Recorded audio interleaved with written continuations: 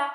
Bueno, esta semana pensaba que no tendría tiempo de grabar, tenía ya mal rollo en el cuerpo porque no quería romper la racha, pero porque tengo un fin de semana de locos, pero he sacado un ratito y vengo rápidamente a contaros lo que leí en el mes de febrero. He pensado este mes hacer una cosa. Os voy a hablar de los 4 libros que he leído en el mes de febrero y dejaré por la pantalla una encuesta de estas que permite hacer el reproductor de YouTube con los 4 libros que he leído. Entonces, si os apetece, por favor, os pediría que escojáis uno de los 4 y de ese voy a hacer una reseña un poco más extensa. Intentaré que sea cortita, pero un poco como Lolita. Lo hago así porque, aunque a mí me apetecería hablar de los 4, me gustaría que fuerais vosotros los que dijerais si hay alguno en particular que os apetezca más que hable así un poco más en profundidad. El primero es un libro que probablemente habéis visto mucho en redes sociales. De hecho, yo lo saqué de allí.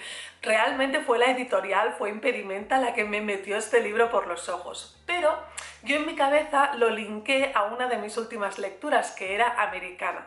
No me enrollo más, el libro del que os hablo es Corazón que ríe, corazón que llora, de Maryse Condé. De hecho, yo sé muy poco de Maryse Condé, sé muy poco de la autora, es un libro muy cortito y lo único que sabía era que nos hablaba de su infancia y de que ella es francesa, pero se crió en una colonia francesa, que es el archipiélago de Guadalupe. Os dejaré por aquí un mapa para que podáis localizarlo. Yo tuve que buscarlo, obviamente, ni puñetera idea de dónde estaba. Una de las cosas que más me sorprendió es que este libro en realidad se publicó en 1999 y no ha sido hasta ahora, hasta 2019, que Impedimenta lo ha traducido y lo ha traído en español, 20 años después. Me ha parecido una pasada. En fin, ¿qué tiene de especial este libro o por qué ahora se oye hablar tanto de él? Es tan famoso porque ha sido galardonado con el Premio Nobel Alternativo de Literatura de 2018. ¿Qué es esto del Premio Nobel Alternativo de Literatura? Pues bueno, como sabréis, si visteis las noticias a finales del año pasado, el Premio Nobel de Literatura de 2018 quedó vacío, no se entregó, por un escándalo que hubo dentro de la academia de los premios Nobel. Y fue un escándalo muy sonado. De hecho, os dejaré por aquí algún artículo que encuentre donde lo explica. De hecho, os dejaré el artículo donde explica por qué ha sido este galardonado con el Premio Nobel Alternativo. Este Premio Nobel Alternativo surgió como respuesta a ese vacío que había quedado del Premio Nobel de 2018, diciendo que, un poco en respuesta, diciendo que la literatura no tenía ninguna culpa del escándalo de abusos y de temas muy oscuros que había sufrido la institución. La cuestión es que este libro nos habla de la infancia de la autora en esta isla del archipiélago de Guadalupe y cómo luego ella, de más mayor, emigra a París. Es un poco la historia de una mujer de color que se cría en un territorio donde la raza no tiene importancia o no tiene la misma importancia que en un país de raza blanca y que luego emigra a un país, a la madre de la colonia, que es Francia, y allí empieza a ver que la raza sí tiene una importancia que hasta ahora para ella pues no había existido. A mí este concepto me recordaba muchísimo a Americana y por eso decidí leerlo muy cerquita de la lectura de ese libro. Mi idea era como compararlos, pero mientras estaba leyendo este me di cuenta de que no tenían nada que ver, lo cual me hace reflexionar que era un pensamiento a lo mejor un poco racista. Pensar que dos mujeres de color podían escribir historias que remotamente se podrían parecer y que en mi cabeza fueran comparables. No sé si me estoy explicando, pero realmente no tienen nada que ver. Entonces, ¿por qué en mi cabeza yo pensé que serían comparables? Es algo en lo que tengo que reflexionar. La cuestión es que este libro es, aparte de muchísimo más cortito, son como pequeñas historias disconexas las unas de las otras que nos van creando como una imagen de su infancia, pero no es un relato unido, no están unidos los capítulos, son como pequeños retales. Lo que sí nos deja ver es cómo fue su infancia. Maryse Condé era una niña muy imaginativa, con una imaginación muy grande, veía el mundo desde su perspectiva de niña de una manera muy original, y eso sí es muy tierno mientras lees la novela. No me parece una novela memorable que voy a recordar el resto de mis vidas, pero bueno, para mí una lectura entretenida, cortita, tierna, pero tampoco me dio mucho más.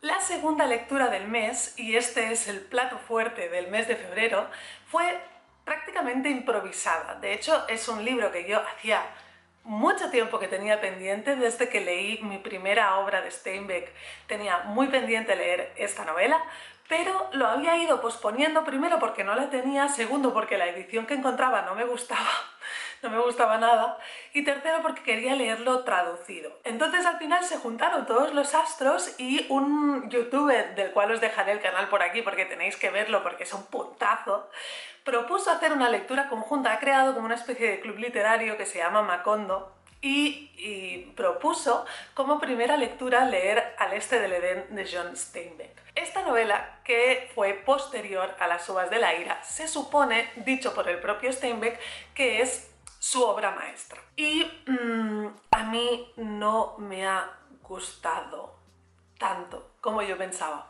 Lo que yo le pedí a este libro es que fuera una auténtica masterpiece, que fuera las uvas de la ira mejorado. No sé lo que le pedía, pero no ha estado a la altura. Y es que en este libro Steinbeck lo que intenta, y es lo que a mí al final me cansó mucho, es que él intenta poner toda su alma en este libro y todo su pensamiento. Entonces, yo a Steinbeck no lo quiero como filósofo, lo quiero como escritor y lo quiero como novelista, y lo que quiero es que me cuente una historia y que me la cuente bien, y que me la cuente, que me la haga interesante, pero no que me adoctrine y no que me enseñe lo que es el bien y lo que es el mal, y no que me hable de la Biblia. Eso es lo que yo no buscaba en este libro, y esto es lo que saqué.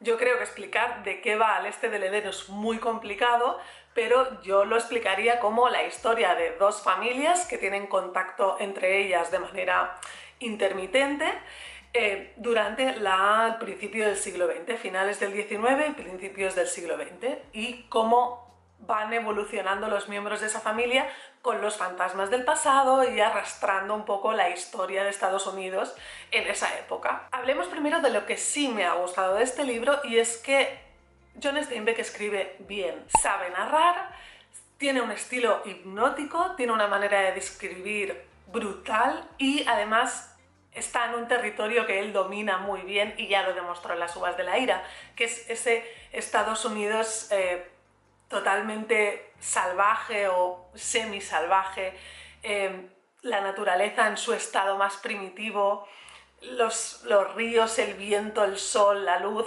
Cómo él describe todo esto lo hace muy bien. Es su punto fuerte, es uno de sus puntos fuertes. Sin embargo, comparándolo con Las uvas de la ira, y aquí sí que lo siento mucho, pero es imposible, yo no podía dejar de comparar este libro con Las uvas de la ira porque es uno de mis libros favoritos, entonces lo siento mucho, sé que es injusto, pero no podía parar de hacerlo. En Las uvas de la ira los personajes son muchísimo más inocentes dentro de lo que cabe, y muchísimo más tiernos y muchísimo más entrañables.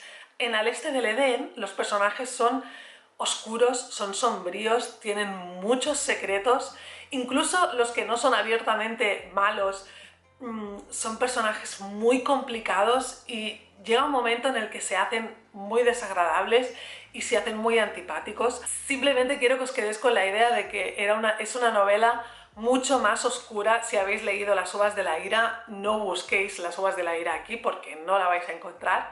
A mí hubo momentos en que se me hizo muy pesada. Me alegro mucho de haberla leído porque si no, siempre se me hubiera quedado esa espinita de ostras, no has leído la que se supone que era la obra más conocida de Steinbeck. A mí lo que me demuestra este libro es que por mucho que un autor se proponga escribir una obra maestra, eso no, al final no lo decide el autor, sino que lo decide el público. Yo creo que es así, y para mí la obra maestra de Steinbeck es Las uvas de la ira y no Al este del Edén. Cuando terminé Al este del Edén estaba realmente un poco aturdida, pero ya tenía como muy pensado cuál era el siguiente libro que quería leer, porque me lo había comprado hacía muy poco, y como ahora estoy con la filosofía esta de comprarme los libros y leerlos enseguida y que no se queden años en mi estantería, que es lo que me pasaba hasta ahora y no puede ser, quería leer, tenía muy claro que quería leer este libro, que también es de muy reciente publicación, ha sido publicado por Seix Barral, y también empecé a verlo mucho en redes sociales y me pareció interesante. El argumento me atrajo un montón, que es Mil cigüeñas negras, del autor Miroslav Penkov.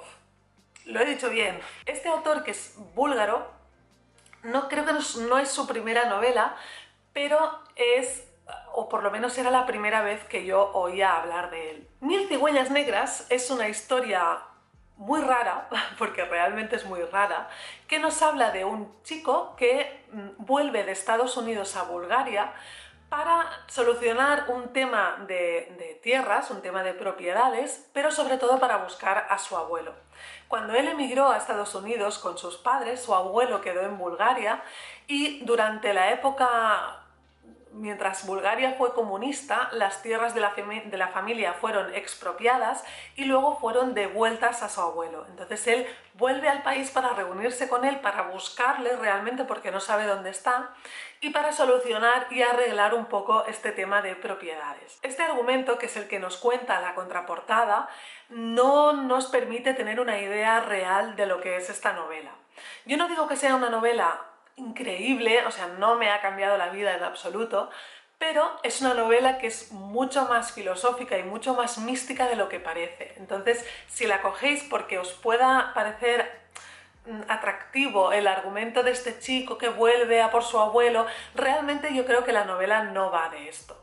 Mil cigüeñas negras va de el contacto entre culturas. La zona donde está ambientada, esta zona tan fronteriza entre Bulgaria, Grecia y Turquía, es una zona donde la religión es cristiana, católica y ortodoxa, y musulmana, el Islam, estuvieron mezcladas durante mucho tiempo. Fueron territorios que fueron invadidos por el Imperio Otomano, luego fueron recuperados y quedaron ahí en medio toda una serie de tradiciones y toda una serie de creencias semi-religiosas, porque a veces ya no es un tema de religión, es más un tema de cultura, que forjaron el carácter y la historia de ese territorio. Y yo creo que Penkov lo que ha intentado es dar luz sobre ese territorio y crear una historia que le sirviera de excusa para hablarnos de la cultura de ese territorio. Entonces, para mí, yo creo que tiene interés leer esta novela si os apetece saber un poco más de esa zona. Pero no creo que la historia sea increíble, no me parece que sea un gran narrador, por lo menos en esta novela. Creo que es un buen libro que escoger si tienes ganas de leer autores diferentes, si tienes ganas de leer cosas del este de Europa, porque si no siempre acabamos leyendo novelas británicas y americanas, y no puede ser. El mundo es muy muy grande, y igual que, por ejemplo, sabréis que Magrat está haciendo en este marzo, el marzo asiático, hay que leer novelas de otros sitios, no nos podemos quedar siempre con lo que nos vende la industria. Ese es mi manifiesto del vídeo de hoy. Y por último decidí terminar el mes de febrero leyendo una cosa tronchante. Yo ya sabía que iba a ser divertido porque es la segunda cosa que leo de este autor y la primera que leí, y cuando veáis qué autor es, supongo que os sonreiréis a vosotros mismos, porque el libro que leí primero de él es uno de los mejores libros que leí el año pasado, y se trata de Mikhail Bulgakov, y en este caso leí su cuento The Heart of a Dog, o El corazón del perro. Este cuento, que yo lo tenía pendiente desde antes de leer al Maestro y Margarita, me ha parecido genial, realmente genial. Así como las demás novelas, bueno, Al este del Edén sí creo que es una lectura imprescindible, pero así como las otras dos, pues si os atraen y os apetecen, os lo vais a pasar bien seguro, pero no son novelas que yo diría tenéis que leerlas. Este cuento tenéis que leerlo. El corazón del perro es un cuento totalmente surrealista, porque Bulgakov es así, en el que vemos un perro callejero. De hecho, el cuento empieza desde su punto de vista, que es rescatado por un señor muy misterioso que luego resulta ser un doctor, un médico. Entonces, este médico lo que hace son experimentos un poco rarunos. Y eso no me parece tan descabellado porque todos sabemos que en esa época, en los años 30, y en Alemania y en Rusia se cometieron muchísimas barbaridades. En este caso lo que hace este doctor es coger los testículos y la pituitaria en el cerebro del perro y sustituirlos por los testículos y la pituitaria de un señor que ha fallecido recientemente, de un cadáver, básicamente. Entonces él hace esa operación y milagrosamente el perro, que se llama Sharikov, sobrevive. Bueno, me parece genial este cuento. Ya no solo por el argumento, que también me parece totalmente surrealista, pero es que el estilo del cuento es muy divertido. El perro es mega irónico y es súper sarcástico. Y el doctor y otro doctor que también aparece son geniales. Los personajes secundarios son geniales. Es totalmente una crítica al régimen soviético, como todo lo que escribe, creo, Bulgakov. Yo solo he leído 3 cositas de él, pero es que en todas ves que se está cargando al régimen, y cuando conoces un poco la historia de Bulgakov y cómo fue repudiado por el régimen y criticado por el propio Stalin, pero a la vez nunca se lo quiso cargar. Stalin nunca ni lo mandó a un campo de concentración, ni lo aniquiló, ni se lo cargó, cuando lo podría haber hecho muy fácilmente, pero nunca lo hizo. Y Bulgakov llegó a mendigarle trabajo a Stalin. Cuando conoces un poco la historia del autor, me parece fascinante, cuanto menos, que en sus novelas sea tan y tan crítico con el régimen y sea tan sarcástico y se ría de esta manera del comunismo. No sé, es que a mí cada vez que leo algo de Bulgakov me enamoro más de este hombre. Creo que si no habéis leído nada de Bulgakov, realmente es un muy buen sitio para empezar, porque os dará un poco el feeling de su estilo, de su tono, del tipo de humor que él gasta en su literatura, y es un perfecto preludio para luego leer El maestro y Margarita. Así que de todas las novelas que os he traído este mes, creo que lo que más os recomendaría, o con más seguridad, es El corazón del perro de Bulgakov, sin duda. Así que nada más, esto ha sido todo lo que he leído en el mes de febrero. Como os digo y os he dicho al principio, os dejaré por la pantalla la encuesta esta con los 4 libros, a ver cuál os apetece más, cuál os ha atraído más, y si veo que hay... Me interesa sobre todo por saber cuál es el que más os ha atraído de los 4, pero si veo que hay muchos votos de uno, pues haría... próximamente, en los próximos vídeos, pues haría una reseña del que vosotros queráis. Así que espero que os haya gustado el vídeo y que tengáis una muy buena semana, y nos vemos próximamente. ¡Chao!